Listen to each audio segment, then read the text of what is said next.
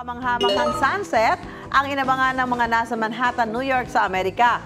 Ang lumulubog na araw na tapat sa Manhattan Street Grid at nasilayan sa gitna ng matataas na gusali. Ang ganda!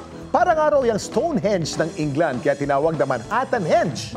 Napawawang netizens sa kuha ng Manhattanhenge at may 30,000 views na sa X na dating Twitter.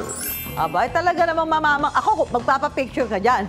Diba? Yan eh, mga... Alam mo ba, tiyempo sa gitna ng dalawang building ang isang hindi sunset? kasi pangkaraniwan yung mga ganyan pangyayari. Kaya kailangan At sa gitna ng syudad. picture. Kaya ang dami nakapila. Picture yan. Picture tagad sila dyan. Yung mga para ano... Manhattanhenge. Manhattanhenge.